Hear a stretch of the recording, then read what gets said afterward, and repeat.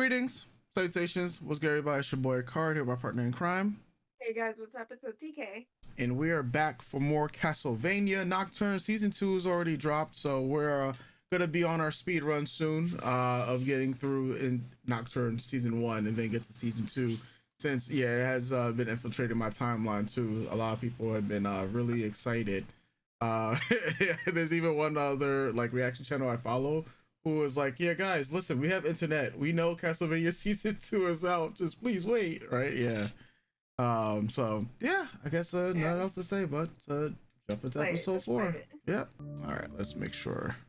All right, that's all Gucci in Italian. Yeah, or in French because they're in France. Oui baguettes. Oh man, oh, of course is that layers. The layers. Error. What the fuck are of it all? Vampires, Maria. Speaking facts. Speaking facts. Fuck the church. She knows. Hey, chill out. Chill out. Where we turned up the edge right there. Can't save Edward. Yes, I will kill him. Just walk in and kill him. I mean, he's wrong. It would be really fucking useful if you would all double. No experience of the heart. Jesus. There's another into the abbey. What is what? What truths have you been hiding? We have So this is the enemies to lovers trope. Standing right behind you. Hey, bitch, you just slept with a god. Get over it. Keep those umbrellas up. Men everywhere. Beautiful men, beautiful men. Hello? This was made. Shut your bum ass up. House of God to cause me to combust, if that's what you mean. Sunlight. To choke you. I haven't choked yet. And My mistress, the Messiah. Your soul must scream pride. Oh man. Or he's a fucking moron. it wasn't our intention to insult.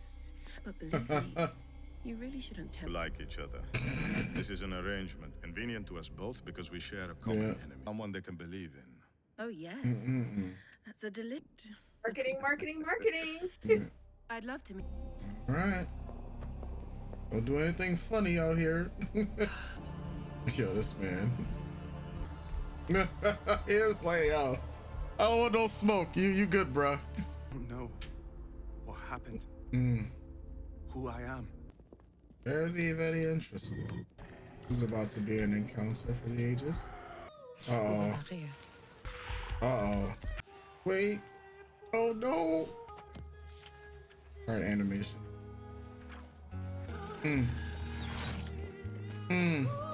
Sheesh. Oh, whoa. Oh, that's right. Her ability. Damn. They just cooking here. We're just cooking. Oh. Uh-oh. Oh man. Okay. Like I knew this was gonna be an encounter for the ages, so like damn. It only gets better. Yeah. Okay. Oh.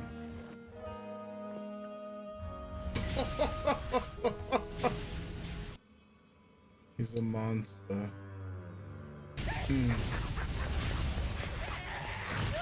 Oh. Well. Oh man. Is it his child? That's good. Make it quick, Edward. Oh no. No pain. Oh, damn. Okay. What about? Okay. Yeah, we have good spatial awareness. Oh. Fast thinking. Oh, dang. Yo, what the fuck? Oh, man's is dead. Oh, he definitely dead, right? Fucking next. Okay. He's about to see. Uh-oh. Crazy. the world is Boy, Belmont. It just gets crazier. Yeah. Oryx. Yo. All that energy though he had, so like who's fucking next? Only to be like, nah, we out of here. This man.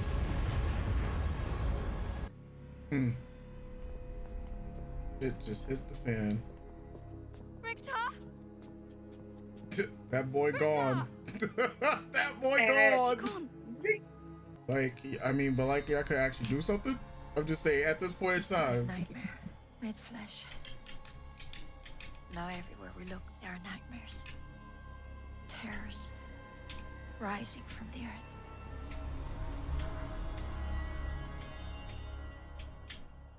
I mean, even though he ran away, that's the best decision this man's done in these 4 episodes so far. Because all of them would have got smoked. All of them would have got smoked at that point in time. Just thinking about like Orox plus homegirl, like mother, you know, like you had daddy and mother, right? And you were not winning, bro. Right? It was not happening. Like if we're just thinking about current powers right now. I mean, Richter, he's Orox, he was like, not the boogeyman. I live to fight another day. I'm out. Oh man, son. You know, I know Annette, right? That's her name. I know she means well. So happy with Eduardo, right? And that's weighing on heavy on her mind. And she's not the one to run, but she is the one right now. She right now is just not planning at all. It's one of those things, just blind fury and blind rage, and that's where you just get everyone killed. It happened. It already got Eldor clapped, unfortunately. So it would have just got everyone clapped. I mean, she was holding her own in the beginning against Mother, but just like, we know that's nowhere near the full extent. Like, if we're just taking guesses out here. Plus, her main goal should be one, trying to save Eldorald, right? Or what she thought that's what he wanted, but that's clearly not what he wants right now. He don't even know what he wants, but except for freedom. Freedom isn't dying at this point in time since he's technically already died. So, yeah. I mean, you know, since everything's already out, I'm just gonna keep it there, short and sweet.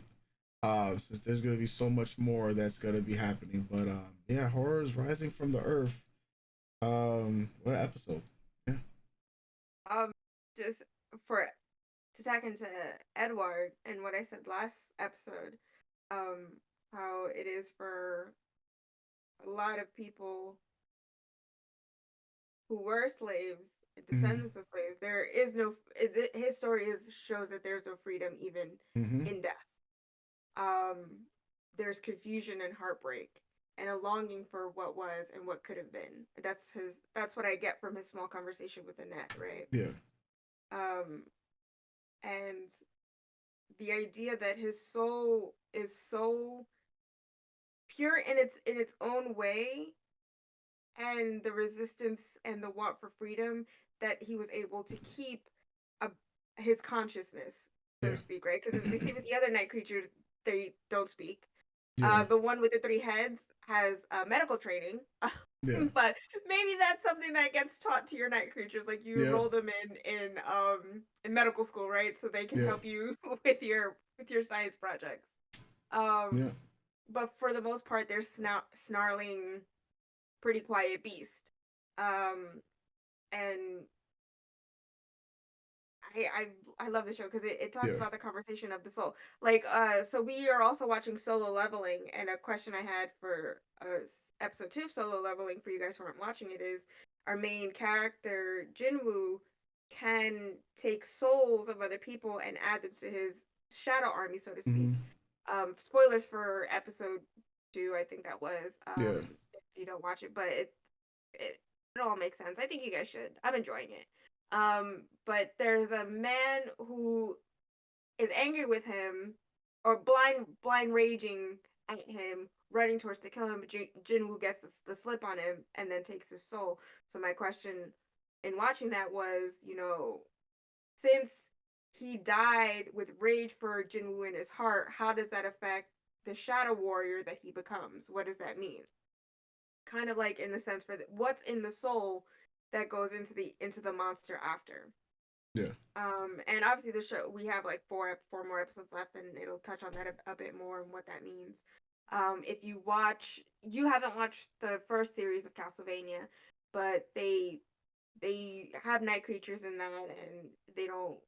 There's no real, from what I remember, I haven't watched it in a while because I'm not too happy how the show wrapped. But I don't believe that there's much conversation of that. But with Edward, there is. But I think there's layers to it, because he's a black man, right? Hmm. He's a black man in this era, in this time, looking for something more, looking for freedom for himself and for his people and for his friend and someone he loves dearly. Yeah. And the abbot speaking to him in that way is that white supremacy and the idea of religious superiority of a white man talking down to a black man, letting him, like, in that way of, you were created for me Yeah. to use. That's all you're here for. Don't get any bright ideas. What do you think you are? Yeah. I love that, even though Richter's meant to be our main character, for Edward, Anita, and even Drolta, it is a black story, right? And their different identities and their different cultures and what led them all to here at this moment to cross paths. Even with Hmm. Olrox, right? He's Aztec, he's Mexican, he's Native American, he's indigenous to America. And what Europeans and the English did to our native people, and the pain and the burden he carries for that, from that, and also how that determines and changes your idea of vampirism and going forth and how he views the world. It's also why he's asking Mizrock all these questions, right? Do you Yeah. I know what it's like to be a god, right? You believe there is one God, but you are in that belief, in your faith, it's blinding you to what you think is going to save you. You think this one God is here to protect you, but aren't you guys doing things against what he would wish? Yeah. And that's always a conversation about religion, right? About how people use their religion to persecute and subjugate other people, especially when it comes to Christianity and Catholicism. Yeah. I'm not saying it's not like that with other religions, but in this case, we're talking Christianity and Catholicism in the aspects of this show, because they also touch on that in the first series, Yeah. and how those in power use this book and its stories in the Bible to, in their own way, propagate evil. Yeah. To do what they say the others are doing, right? Hmm.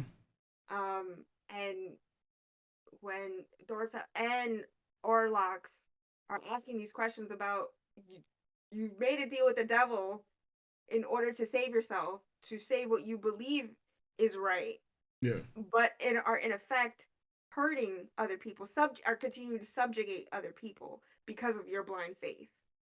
And what damage does that bring? What damage does that do to the people you're supposed to protect? How far do you think it's going to get you?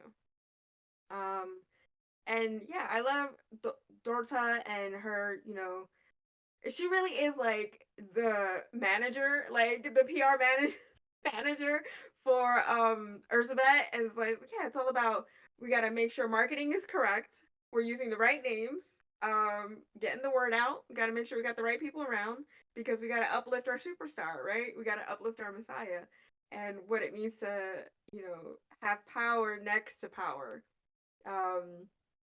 And I like that, she sees with Mizrock and the abbot that they do look their noses down at her because she's a vampire, because they see her as evil. And she's just like, we're all doing the same thing here. Let's stop kidding ourselves. It's all the same, right? But they're so blinded by their superiority and their faith, and in their, as she says, in their pride, in their ego, and the fact that they're men, it just brings more mess. And obviously we're going to see how this encounter blows back out in the next 4 episodes. With Richter, it's like Tara says, it's like, you think you've you're so far removed from the trauma that you had. And even in this episode, he's talking in circles around it, right? Like, I saw, yeah, I saw my mother die, but it, I, my name, I have to get through it. It's all business as usual until he's confronted with demons of the past. So trauma. The show is trauma. We got into Tara's trauma, and I also think with Annette saying to Richter and to Maria, yeah, that you guys are just kids, though they are fighting their own battles and fighting for revolution. They haven't lived the lives that she lived or that Edward lived.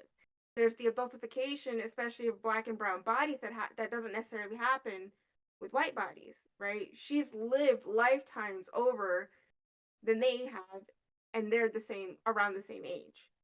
So hearing her say that, it's like she is just a kid too, right? But because of her circumstances, she has had to mature and grow up way faster in different aspects than they have, right? They've been protected by Tara this whole time. In this, even though they're fighting demons and they're fighting for a revolution, it's still different than what she's had to go through. And all that infighting and not thinking straight, and even about Richter saying that, like, we need a plan. And he is right, because look at where all the non-plans have gotten them this far, right? Not thinking ahead. And it does take the adult in the room to be like, hey, okay, so here's the thing. We're going to go do this. We're going to go just take a look, gather information, and then come back out. We can't just be fighting all willy-nilly, because as we see, as soon as the fighting starts happening, everyone is so confronted with their traumas and emotions, everything starts falling apart. And you have someone who runs away, and then everyone else is left angry and hurt. I forgot just how amazing the storytelling is in this show, and the animation. The whole episode, the choreography, the fight scene was talked about. It's still talked about years, like 2 years later. And I hear season 2 has only brought it up 10 Another times, level. tenfold. Yeah. So to me, rewatching this, it's like, for the care and love of storytelling, for the care and love of animation, for music as well, because having that mix of Edward singing while the fight is happening brings a whole other level of emotion and depth to what is, because it's also like, too, Tara's confronting Dorta, which she's part of why her sister is dead. She's part of the reason why she has to run from her own home, why other speakers of her faction are gone, right? So it's like, yeah, to me, I'm watching this and then I'm thinking, like, not to bring it back up again, but like, to me, this is what people think JJK is. It's the beautiful animation, the beautiful sound design, the fight choreography, but it's got compelling storytelling. It's really, and it's such a short amount of time. I think this is like 8 episodes, and what, the second season of JJK was 13. Second season, probably also 24. Oh wow, okay. Wow, okay, well, that's a lot of episodes. But like, yeah, I think, like, I will never shit on JJK. I mean, I kind of will shit on JJK's animation, because as we saw in the Blu-ray extras, if they were given a bit more time, it would have been cleaned up just a little bit more. But I would contest that, because what we saw from the anime is miles better than, even, like, that's what we saw in the anime for JJK is what we see in Soul Leveling and even Sakamoto Days. It's just that the Blu-ray was just even better than what we got. Yeah, but that's what I'm saying. But we also know why that is. But that's a whole industry conversation. That's why, to me, because of the industry conversation, if they were given more time, to me, the only reason why I would shit on it is because you saw how good it could have been. That's otherwise. That's what I'm saying. It was already it's really good. I'm never not saying it's not really good, but the fact that it could have been better and should have been better, the fact that they showed, anyway. That's one of my gripes with JJK. But yeah, I think I just really wish this was one of those shows that it feels like a lot of people like this show, right? But I think it feels that way to me because I follow people who like this show. But I know in the general sense, not a lot of people are tuning in, Mm-hmm. which I think it should be bigger. It should have a bigger audience. I think more people need to tap into this. Like it's just yeah, this and it only gets better. I'm starting to remember what happens as the series goes on. Mm-hmm. Like we are here, it only just keeps climbing. And from what I'm hearing from season 2, it just keeps climbing. So yeah, I'm excited. I can't wait till we run through this show. This episode is so good. I forgot just how amazing the storytelling is in this show. Like so good, so good. Yep. Well, there's only 4 episodes left for this season because it's only eight episodes. So we'll be catching up pretty soon, folks. So if you guys enjoyed, hit the subscribe button because we gotta be YouTubers at the end of the day. Yeah. And we'll be catching you guys for episode 5 soon. So stay tuned, everybody. Doses.